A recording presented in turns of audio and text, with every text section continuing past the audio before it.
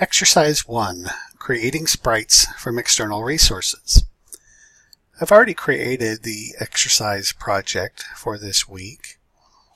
So go ahead and we're going to be completing new sprites for this project. And instead of actually creating them ourselves, we're going to be loading them in from a file.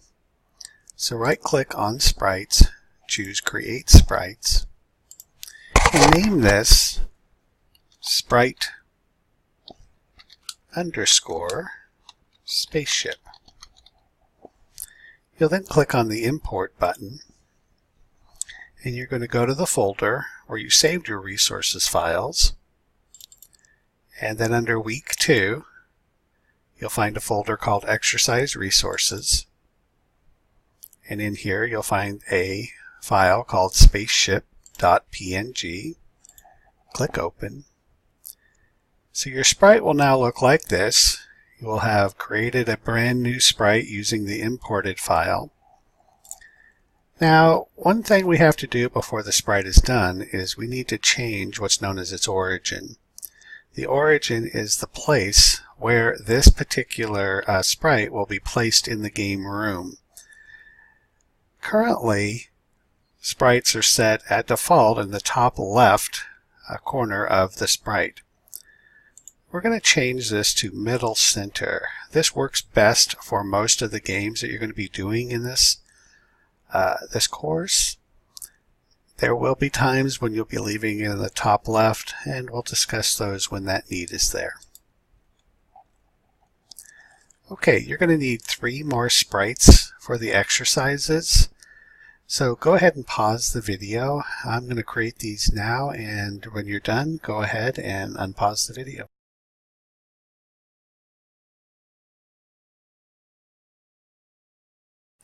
When you're done creating your sprites, your sprite folder should look as follows.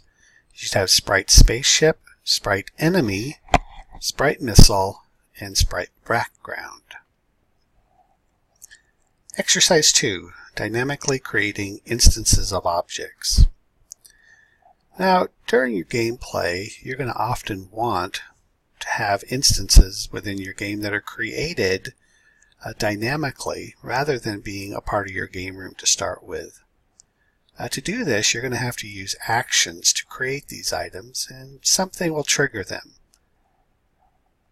Example, you might press the space bar, you might click the mouse button. So before we begin, you're going to be creating some objects. You're going to be creating a spaceship object, a missile object, and then apply the appropriate sprites to each. Go ahead and pause the video while you complete this. Next, you're going to be adding the events and actions to the spaceship object in order to move it up, down, left, and right on the screen. I'm going to go ahead and do this now, but I want you to do it yourself using the information you learned in Week 1 exercises. So go ahead and pause the video at this point and implement those actions and events in the spaceship object.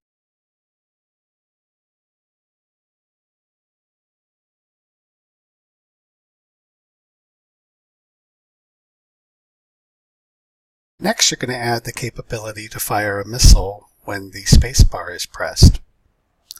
So go ahead and add an event to the spaceship object, a key pressed space event.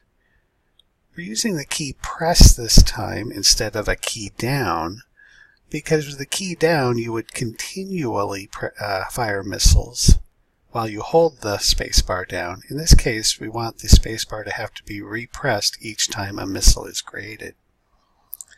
So in this event, add a Create Instance action, choose the object you want to create, and then check mark both relative boxes. This will create this instance at the same position as the spaceship object. Next, you're going to open up and add some events and actions to the missile object. This will allow it to begin moving up the screen when it's been created. So go to the missile object, add a create event, and in this, you'll add a direction in which to move the missile and the speed at which to move the missile once it's been created. Next, we're going to be adding these objects to the room. So open room 0. In here I'll add one spaceship object. And I don't need to add anything else because the missiles will be created automatically for me. I'm going to run the game now.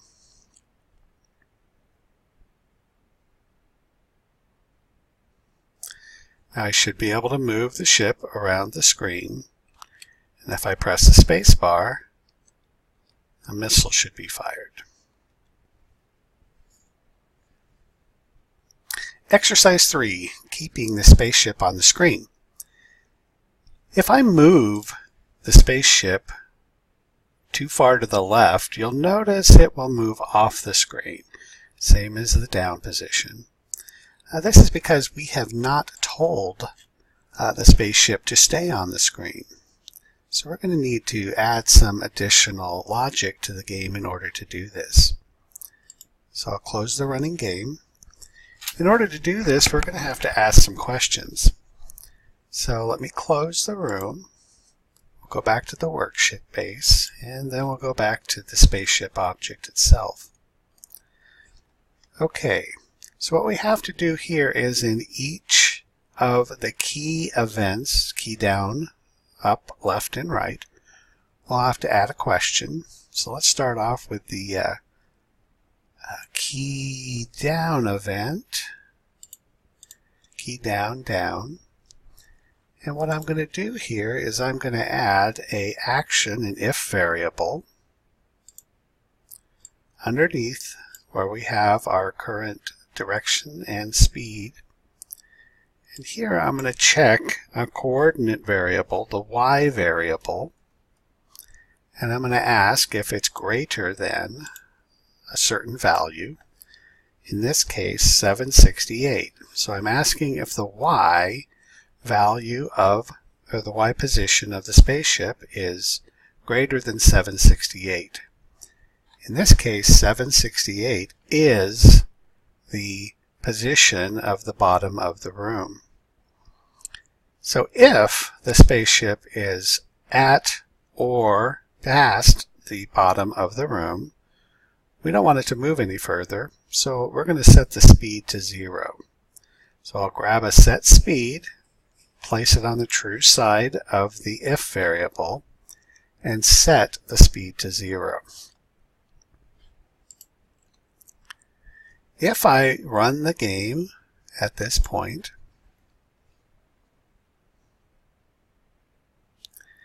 I should not be able to move the ship past the bottom of the screen. So you notice as I press down, the ship moves to a point where its origin touches the middle of the ship touches the bottom of the screen. This is its origin point is. If I move to the left, it continues to move off the screen. This is because we haven't set that logic up yet. So what you're going to do right now is I'd like you to add these actions to the other keys, the left, up, and right key, in order to stop the ship from moving off the screen in those directions. The information for each of those keys is located in the exercise documentation. So go ahead and pause the video at this point and I will complete them here.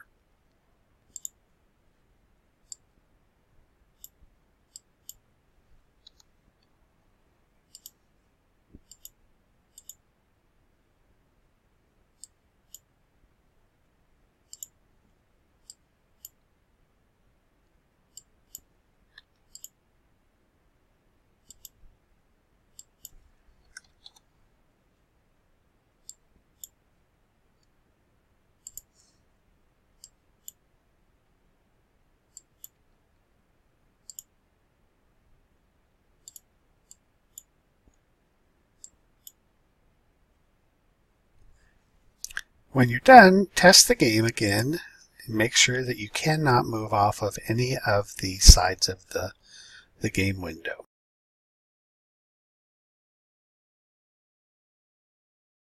Exercise 4, Garbage Collection.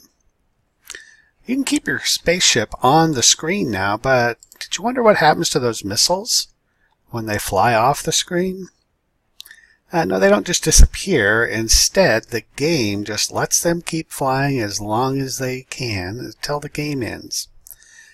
This can ultimately be a big issue for a game if you have thousands of missiles running around, because it can slow your game down. What you need to do is you need to get rid of things that move out of the game area or will no longer be a part of your game as soon as you can. This is known as garbage collection in the programming world. So it's really easy to fix this problem. If we go ahead and go back to the design area and go to the missile object, we're going to add an event in here. It is called the Other Outside Room event. And in this, we'll add a Destroy Instance action. What this does is this will destroy this particular instance of the missile when it moves outside of the room. Exercise 5, Adding an Enemy. Now you're going to be adding an enemy object to your game to have something to shoot for. You need a goal. Now the enemy needs to be controlled by the game and not you, so we're going to need to tell the enemy how it needs to move. And we're going to have a very simple pattern. It'll just move left and right, reversing when it hits the edge. So first you need to go ahead and create an enemy object using the correct sprite. Go ahead and pause the video while you do this.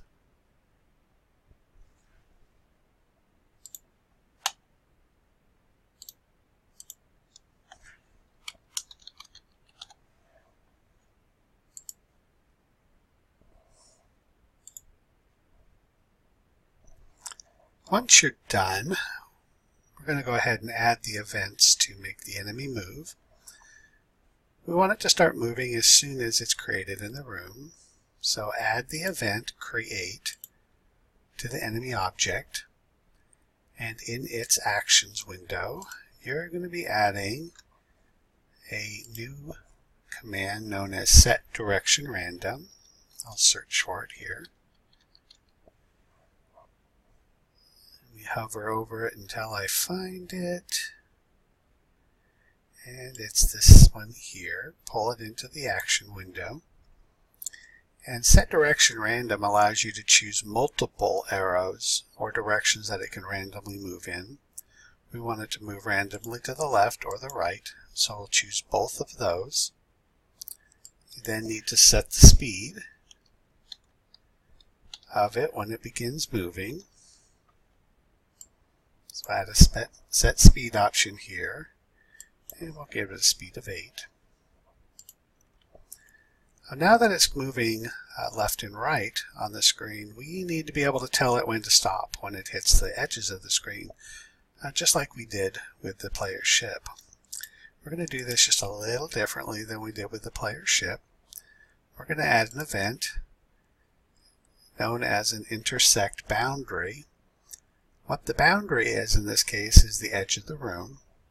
So we'll click intersect boundary, and then we'll add another new action. This is known as the reverse action. So I'll search for it here. Pull that in here, and this will tell the ship that it needs to reverse and go in the opposite direction from which it was moving before. Now what you're going to do is open room 0 again, and we'll add a couple of enemy into the room. And we'll run the game.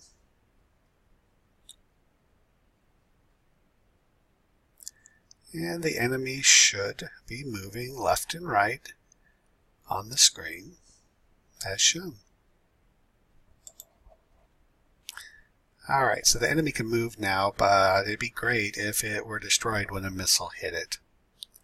So what we want to do is add some capability to the enemy to be destroyed. In this case, we're going to be adding an event, and this is known as a collision event. And we're going to say when the enemy collides with a missile, when it collides with it, it needs to be destroyed. Now, if you remember just a bit ago, we destroyed the missile when it went outside the screen. So we're going to go use that same exact capability here. We're going to destroy the enemy when it is hit by the missile. Now, we also need to destroy the missile when it hits the enemy, otherwise it'll just go through it and keep moving. So we need to drag another action over here called another destroy instance in order to destroy the missile. Now, unfortunately, this won't work because all this is going to do is it's going to destroy the enemy with this action, and then it's going to say destroy the enemy again. It's not going to destroy the missile. We actually have to tell this second destroy instance command to destroy the missile. So to do this, we have to choose this drop down arrow to the right, and it will give us the option of what instance we want to apply this action to. That's why it says applies to here. Now we use what's known as the other option here. Other means that instance that collided with me. So in this case, the enemy and the missile collided. Self indicates the enemy, other indicates the missile. So we'll choose that. And you'll notice that this action now has a destroy other bit of text here to the right. This indicates this is being applied to the other object. It'll also say the same thing over here in the shorthand area. One thing you need to be careful here is in the applies to, do not choose object missile. If you were to do this, it would destroy every missile that happens to be on the screen at that time. Now, this could be useful in certain aspects, maybe a special power-up, but for our particular uses here, leave it on other. Okay, let's go ahead and run the game.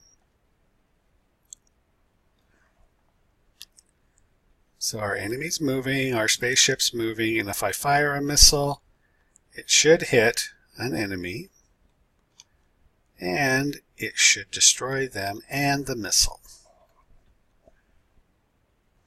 Exercise 6, displaying information on the screen. We've completed at this point a basic game. We have a player ship, a enemy ship. We have a way to kill them, so we have a goal. But it'd also be nice to have the ability to display some information on the screen as to what's really going on in the game. So what we're going to do is we're going to be adding the capability to track the number of missiles that the player has fired. So I'm going to go ahead and close the running game. And we're going to be adding this capability to the spaceship object. So let's go up to the spaceship object here. And in order to do this, we're going to have a user variable assigned, because GameMaker does not keep track of the number of missiles fired for us. So we're going to have some way of maintaining that count ourselves. So we'll start off, we'll add an event, it should be a create event, and we're going to add a user variable to this event. This will be called an assign variable action. So I typed assign here. Drag this out. And in the name area, you'll type what you want to call this particular variable. I'm going to call it missiles fired. And I'm going to start it off with a value of 0 because when the game starts out, no missiles have been fired. Now next, we're going to have a way to increase this variable every time a missile is fired. So a missile is fired when the spacebar is pressed, so I'll click on that event over here. And we're going to add an assign variable action after the create instance action. Here we need to type the name of the variable that we had typed originally. Now it's absolutely important here that you type this name exactly the way you typed it originally. If you do not, the game will have an error. I'm going to back up here for just a moment and I'm going to start typing it again. And if I pause for a moment, you'll notice that this kind of a submenu pops up. This is an area that gives you an idea of what other names have been created or used in the project that you're working on already.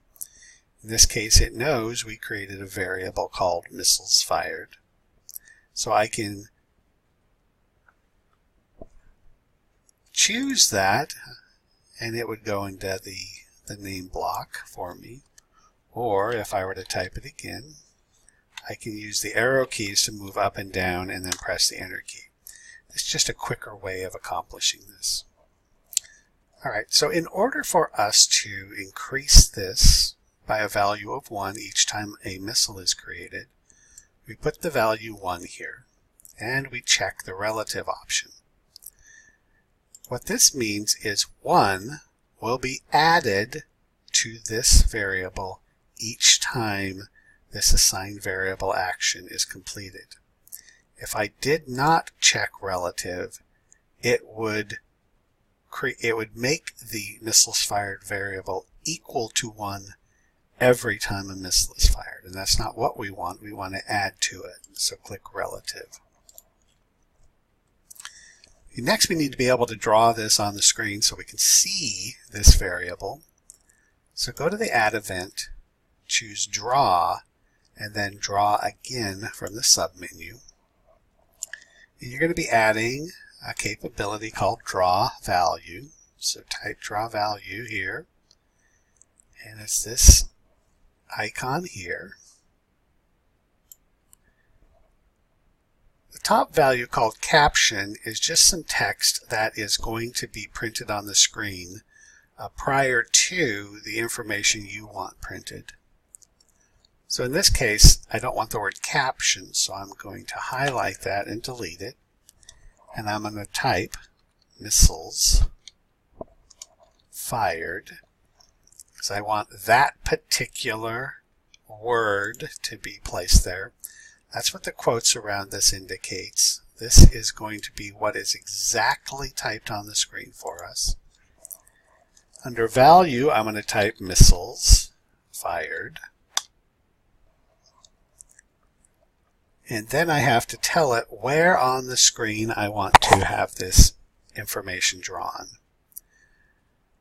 I'm going to tell it I want it to be drawn at the 50x position and the 50y position. So this will place it 50 pixels from the left side of the screen in the x direction and 50 pixels in the y direction from the top of the screen.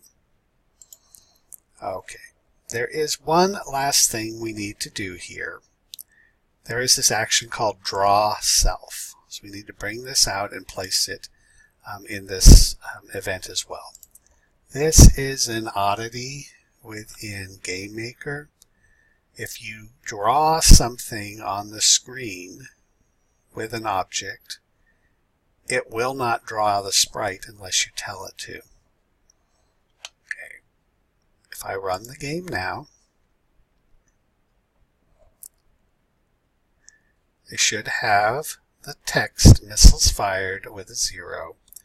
If I press the space bar, as a missile is fired, the number should increase.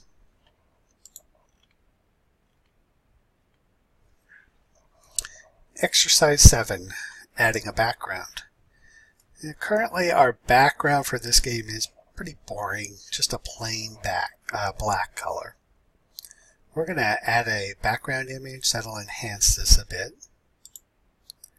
So what I want you to do is open Room 0, and you're going to have to go to the Layers area and choose Background. Now if you don't see this, go to Room and choose Layers View to bring up this window. Once you've chosen Background, you can grab the sprite from your resources list and just drag it out and drop it, and it will place that as a background. Now also notice it shows up over here under the background properties as the background for this. You can choose a different background if you wish. This case it placed the missile in the upper left hand corner. I could tile this, do all sorts of crazy things here, but that's not what I want. I want just the background. So if I were to run this, we should now have a background. So now we've got a simple functioning game. Not much to it, but at least it's something different than what we built in the first, a little more complicated. Exercise 8, handling programming errors.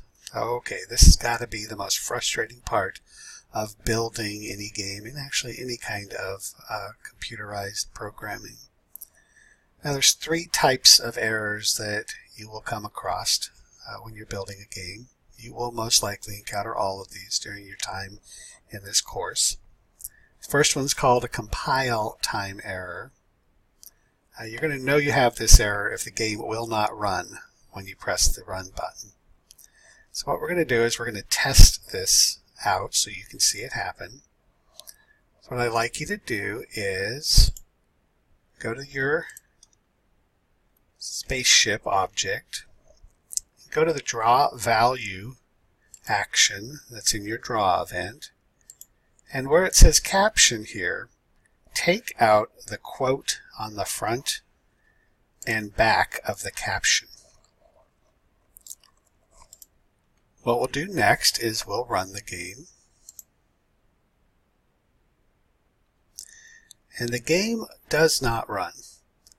If you look down at the bottom of the screen, you'll see a tab has now been highlighted called Compile Errors. This is saying that the game encountered an error while it was trying to put the game together to run. It provides you some information down here to tell you where it found the error. In this case, it's saying it found the error in the spaceship object in the event draw. And at the bottom of this, it says the wrong number of arguments for function draw text. So this should give you a good clue that the error is in this object, in this event, and it says draw text, just a different name for draw value. Okay, let's go ahead and fix this error, or put the quotes back around this. If I were to run the game now, it will function correctly. Okay. The next type of error is called a runtime error. These happen after the game has already started running. So we'll test this. What we'll do is we will open the key press space event, and where it says assign variable, we'll erase the name missiles fired, and I'm just going to type the word missiles here. Now missiles does not exist as a user variable at this time. So if I attempt to run this, the game will run normally. Enemy will move, spaceship will move, but as soon as I press the space key, we have an error. Now this error is very similar. You should be able to get some information out of it. This particular case, it says it's a event when the spacebar was pressed in the ship object. Down here it said missiles not set before reading it. So this should give you an idea of where the error is. These errors do not point directly to what the error is, but they at least give you an idea. So if this error happens, you press abort and it will close the game, and you need to fix the error, which I will do now. Okay. The last type of error, which I will not be able to show you, is called a logical error. Logical errors are those types of things that they will not provide you with a compile error, nor will they cause a runtime error. These types of errors are those that deal with mistakes that a developer makes when they're adding logic, actions, or events. For instance, a logical error could be that the ship moves off the left side of the screen, but not off of any of the other sides of the screen. It wasn't supposed to do that, but you made a mistake when you entered your information into the computer. Oftentimes these are known as bugs, or possibly they might be known as a benefit to some gamers who like to find those back doors in a game. Now, there's no easy way to give you information on how to resolve these. Sometimes you have to resort to talking to other people, going on the internet for advice. Okay, this ends this exercise video.